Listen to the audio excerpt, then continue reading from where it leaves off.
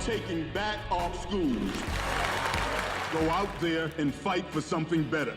You have to find a teacher that has the same ideas you do.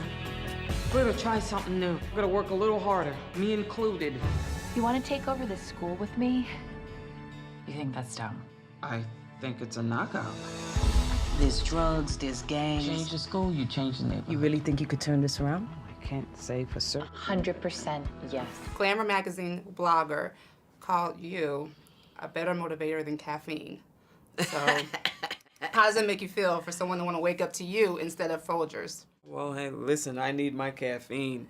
I mean, but hey, that's good. I mean, listen, I'm proud to be a motivator. I don't see myself as a motivator, so that's wonderful. Are you serious? Not at all. My husband is a motivator. I am not a motivator. No. Your middle name should be inspiration. Oh, wow, Every role you accept, the entire audience is inspired. How do you come to these roles? Are you drawn to them? I think those roles are drawn to me for some reason. I think there's something about my voice and my persona, my gravitas, I don't know, that makes people feel like I can inhabit those roles very easily, because a lot of those roles are heroic roles. They're roles of great kind of size. And I think people see me as someone of great size. I got a phone call from Tyler, and he called me on the phone number I gave out. Why'd you call me, Tyler? I had a question. He had a question about the famous speech I sent home with you last night to discuss with your parents. Now, we're going to get to Tyler's question in a minute. So the speech, let us tenderly and kindly cherish, therefore, the means of what?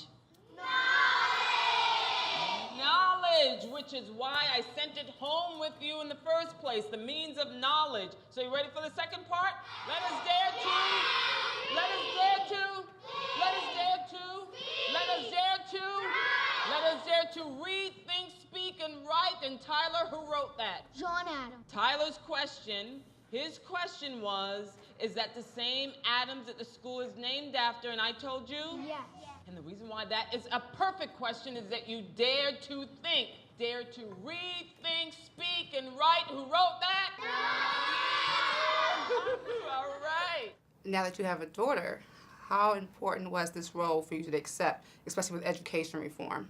It was really important, but not just because of education reform. It was very important because, you know, the one thing that people don't talk about with motherhood, the one thing people don't talk about with life is failure, is when you mess up.